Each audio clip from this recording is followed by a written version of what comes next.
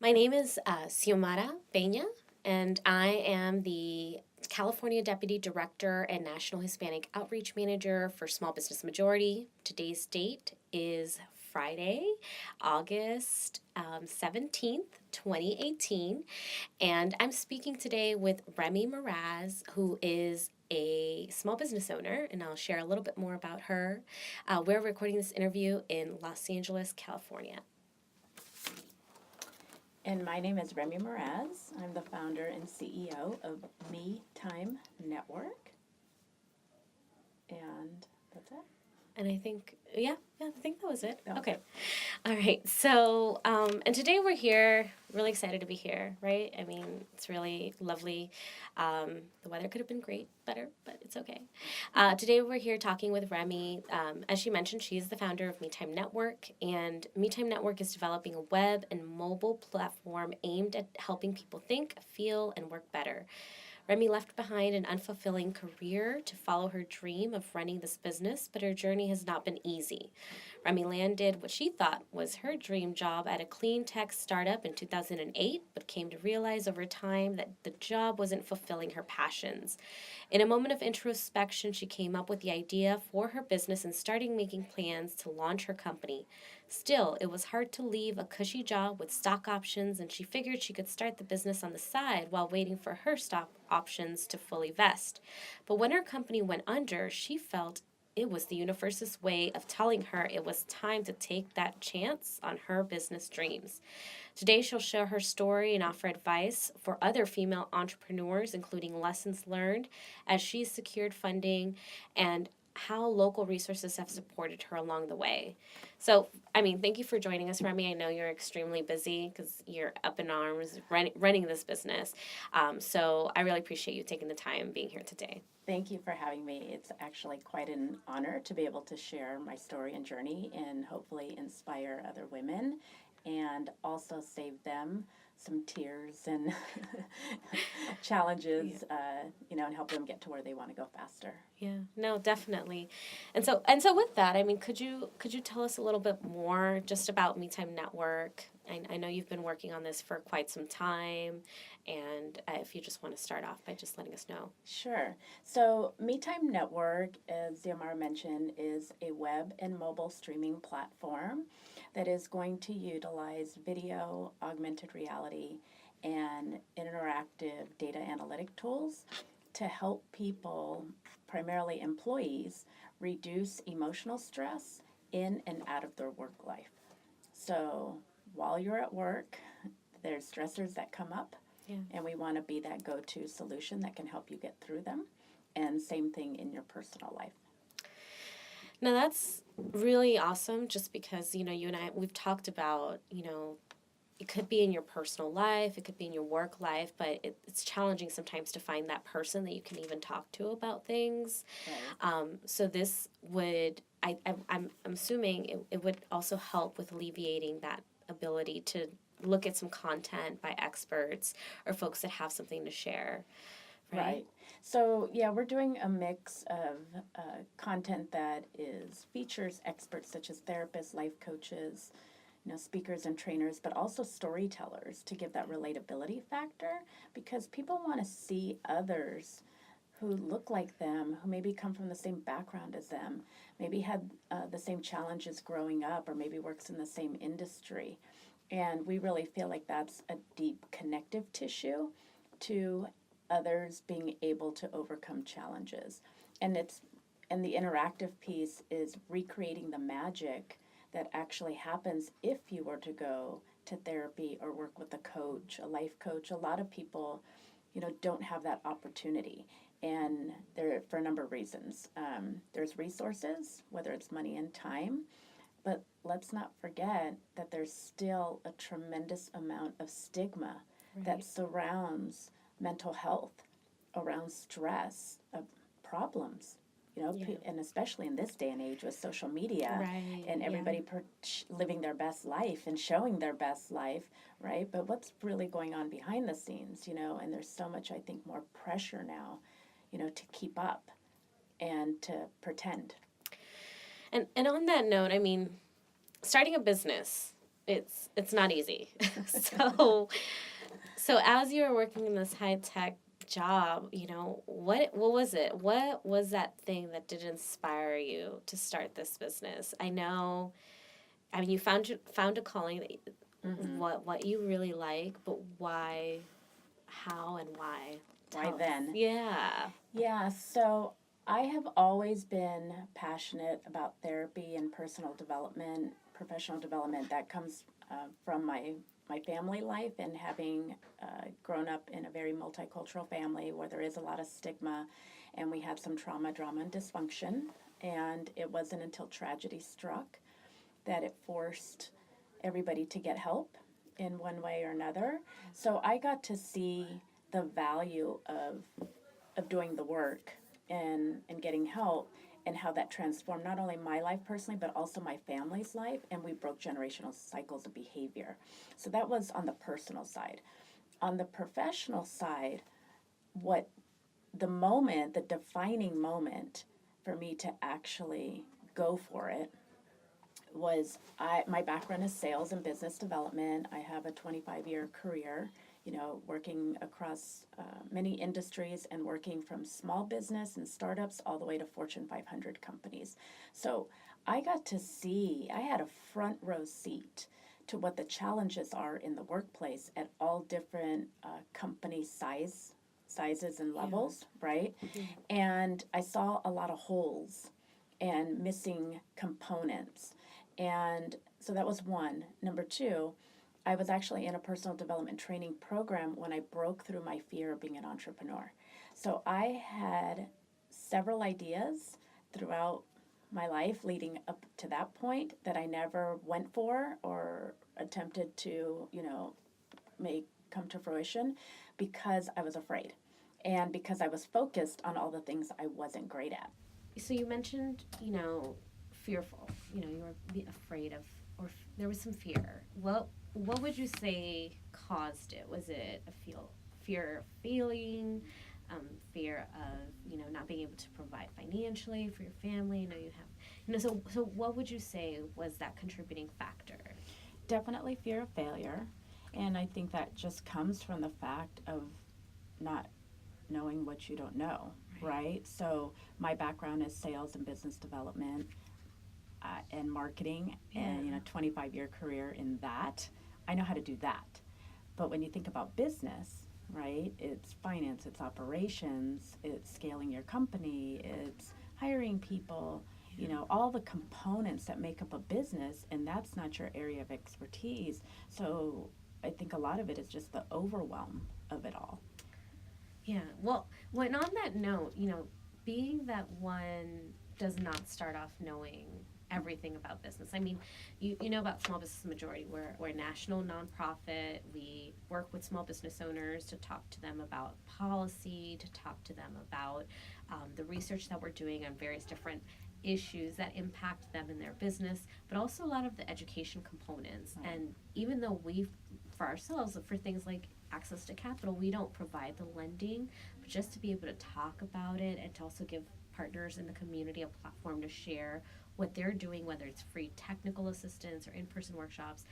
And that's so critical, again, because we find these business owners that have been operating effectively, whether it's, operating a small local store in their community, but they're not able to grow to that next step because they don't know how to go beyond living in their business and working in the business and then moving from that to working on the business. And so to that point, I mean, what would you say are those things that you personally, in this journey of, going from working somewhere, starting your own business, being a little bit afraid of not knowing not knowing what you do know and not knowing the things that you don't know, to finding the resources in your community? I mean, have you looked at other programs? Yeah, absolutely. So I'll just say that getting over the fear was really critical. Okay. Right? Yeah. And because the very next day after I broke through the fear, the idea for the business actually came to me. Wow. And so it was really standing in that commitment and believing in the idea, Yeah. right? Like just unwavering belief in that idea that really has helped keep me going. But I had to start with local resources, so it was, obviously doing a lot of online research, looking at the other small business organizations and programs that were out there. So for me, I tapped into the Latina Business Women Association, which I ended up becoming, a leader of. And it was almost like, as soon as I declared, to myself or the universe that this is what I wanted to do, it was like the universe started making things happen and opportunities come into fruition for me to tap into. But the the Latina Business Women Association was one of those local organizations that, had a program that I participated in, right? That helped me kind of just learn the basics of starting a business.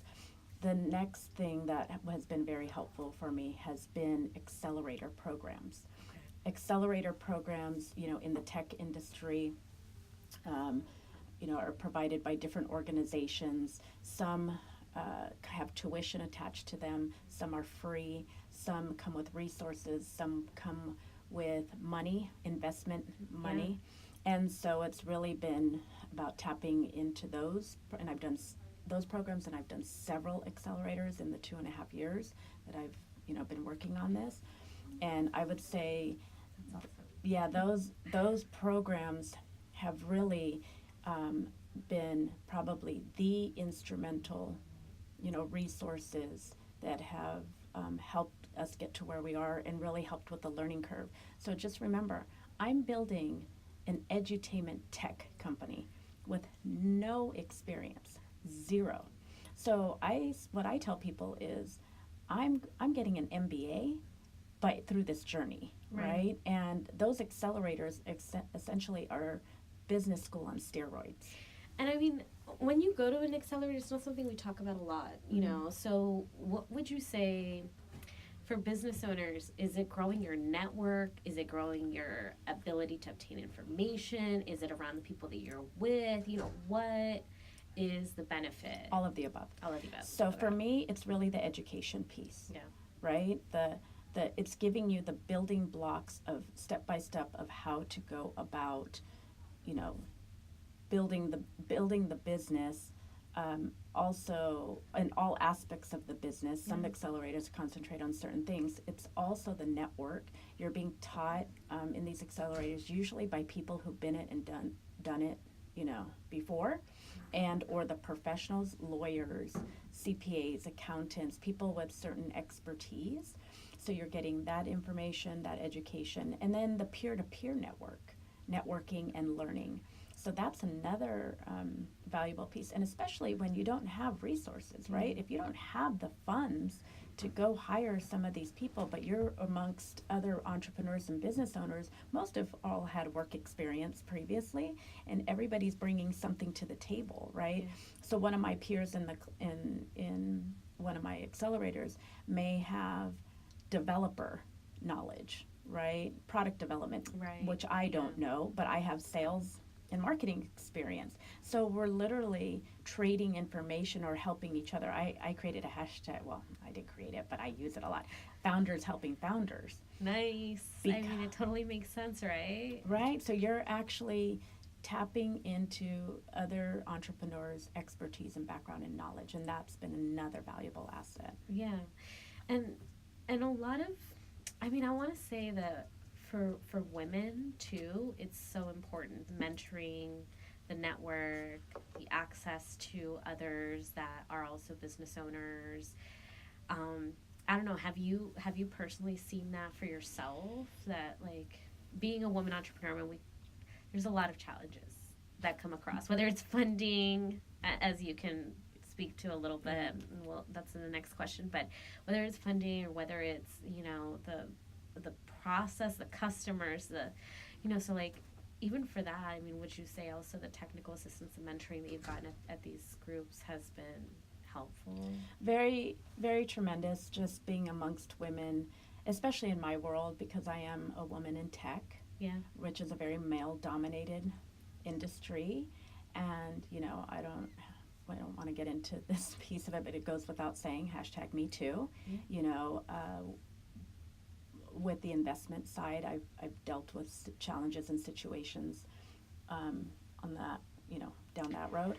But the women piece, I think it's just this supportive, bonding, nurturing thing that we have amongst each other. So being able to, talk amongst yourselves, freely is always very helpful. And through the programs, one in particular, I received a grant recently through the Women's Collaborative Mentoring Program out of the Valley Economic Alliance, and I was chosen by the SBDC to receive this grant. And, Gail Lara, who heads that program up, is just so vested in our success, right?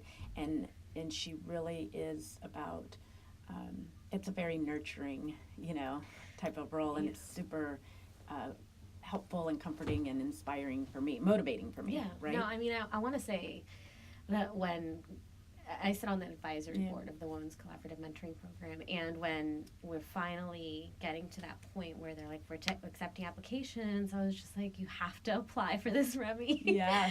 So I remember that, and then hearing that you got it. I know you invest your time into going and looking for those opportunities too. So just, and $5,000 isn't $5 million, but it can go a long way, especially again in that investment for yourself.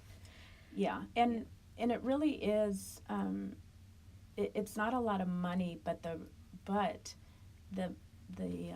consultants that they hired to fill in the gaps, and just so everybody knows, this is a grant program, a training program. So they hired consultants that we needed to fill in gaps where we were lacking expertise, and so they've been very instrumental in providing knowledge, right? It's knowledge gaps that I'm trying to fill, and so that's been really instrumental, and also helping prepare us for investment from angel investors and venture capitalists. So, poking hole, the CPA gave our financial model a stress test and poked holes in it and asked me questions I couldn't answer so that I could get prepared. Right. And for me, that's more valuable than the dollars because I'm getting the knowledge as well. The skill set, the know-how. So, and on that note, I mean, funding, So you have this idea, you want to start this business, you're in high tech, or you're in tech as a woman, it's tough. What kind of funding are you looking for? Is it debt? Is it equity? Does a loan make sense? Do you qualify for one? Where are you? Where do you go? Yeah, so the challenge we have as, a technology company building a mobile app and web platform is that it takes a significant amount of money. You have to build the product, right? Before you can get the customers. Yeah. So it's very different than a service that you can go just trade time, and knowledge for. And I was very, very naive as to the amount of capital we needed. And using my sales and marketing business development background, I thought I could just sell an idea and people would be wanting to throw money at us. Like the Shark Tank model, would you say? Like, I'm gonna get in front of 4 high-powered, deep-pocketed investors, and they're gonna buy it, because I'm good. Yeah, so. But and the challenge we have is that you're competing with a lot of developers and engineers out there who can develop a product, right, and know how to get traction really quick. So the bar is set kind of high. So I was just very naive to that. And so we have bootstrapped it this far. We have had some friends and family invest money. So it's typically, your own money, friends and family route, and then angel investors. We're just now at the point where we're ready for angel investment. Wow. And we have to go the venture capital route because we're very clear on the size company that we want to build. We know, being multi-language, that we can be global, and we have the potential with the market size, with around mental health therapy, self-help, etc. We have the potential to be $1 billion company. and so that requires venture capital money. And the traditional route doesn't work for us right now and hasn't, because we haven't been in business long enough. We don't have any collateral. We don't have any, all those traditional things. So it has been extremely challenging. We've luckily, I built a team, and I built a team that has expertise, and my CTO is amazing, and he built our MVP, to get us to where we are now. And we have great sales and business development backgrounds, so we actually have companies lined up interested in beta testing. And so when we were initially going out and trying to speak to angel investors, they kept saying, "You're too early, you're too early. That's great that you produced a bunch of content and we tested and validated," but they wanted to see the technology and they wanted to see the customers. They want traction. Right. They want to be able to say, this is going to work, this is Right. going to grow, so that I can get my investment back. Exactly. So we're just now at that point. I did want to note that we did try the crowdfunding Okay. route through. Which one did you use by any chance?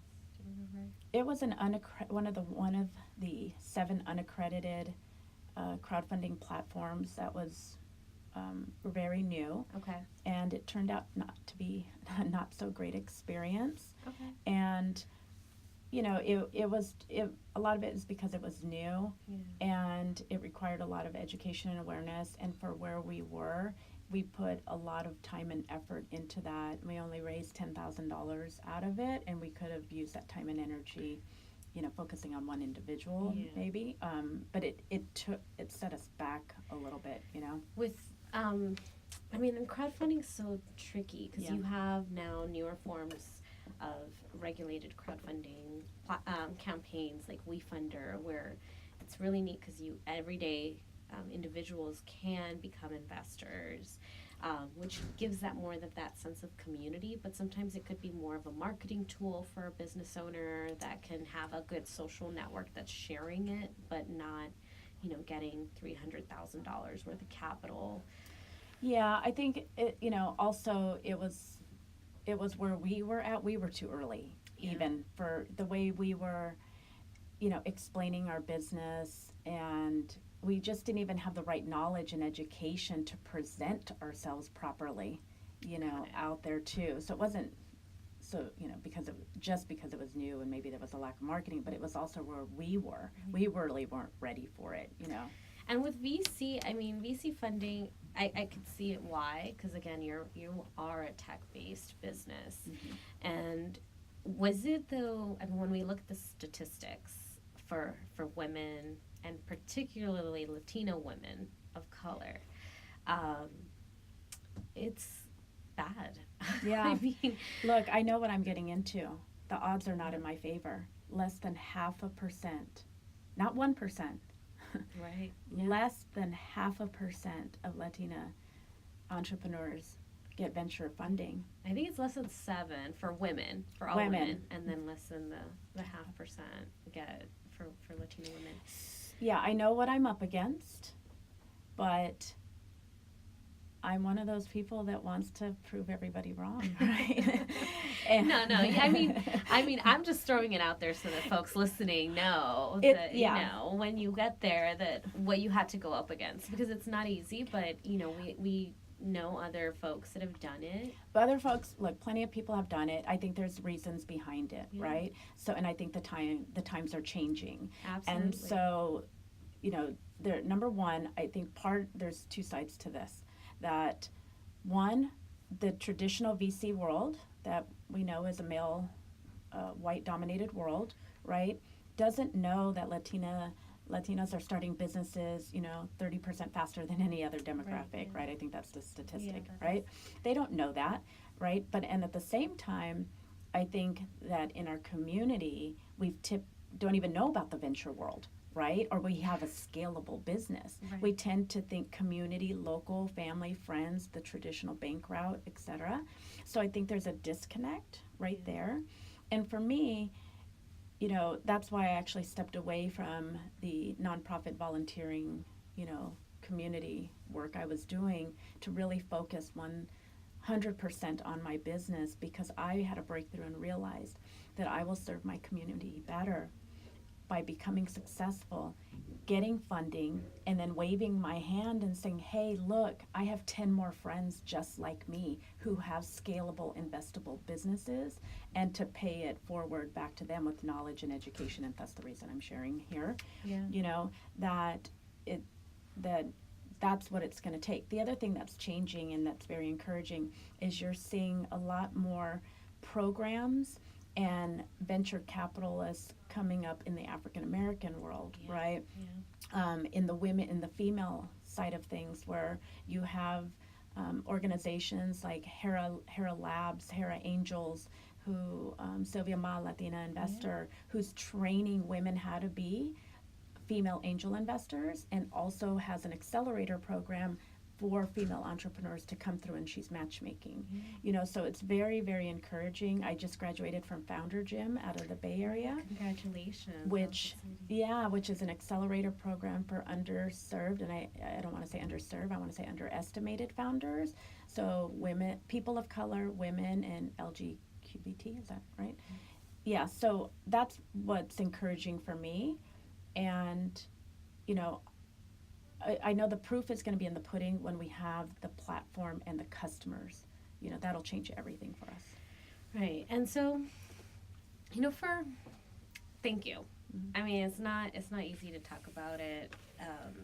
You know, funding your business. I hear that a lot. You know, I have these great ideas.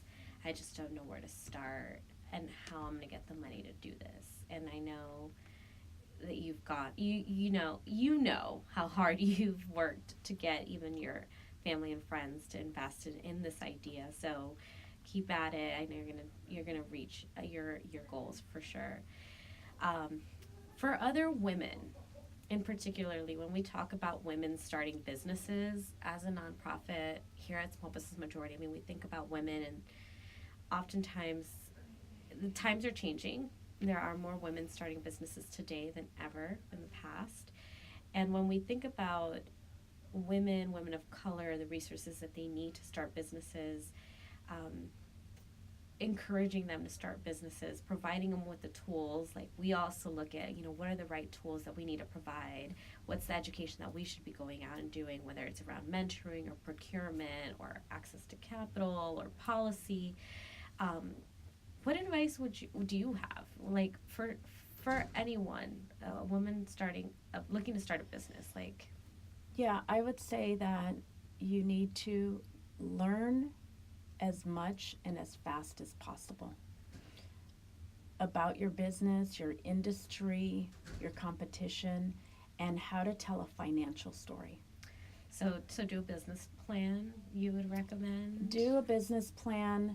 You know, tap into those community resources that are available, because so many of them are free. They're there, and people don't maximize and utilize them, you know, as much as they should.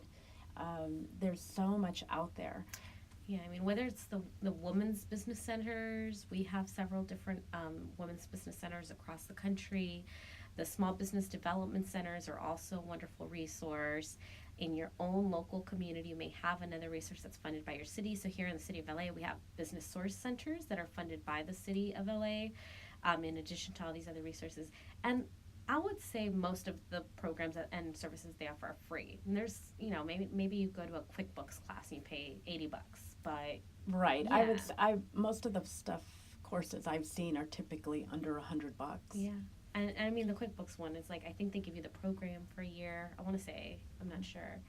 And so with that, I mean, I want to thank you for sharing your story. Again, I did have a couple of questions. One was around, do you have time still? Mm-hmm. One was around just when you think about the impact of your business, what does that look like for you? Especially being that your specific edutainment company would stand to also help others in that personal development or overcoming a hardship in their life. What does that mean for you when you think about that vision? That vision actually got really clear yesterday, because I had a conversation with someone about this. We were talking about the target market, and he was suggesting we should go after kids, and I said no. This is why adults are so important, right? That if we can impact an individual to transform their life, right? Help them get happy, have emotional freedom, whatever that is, they become happier people. They parent differently. Yeah. So if they're going to parent differently, then they're going to maybe break generational cycles of behavior, right?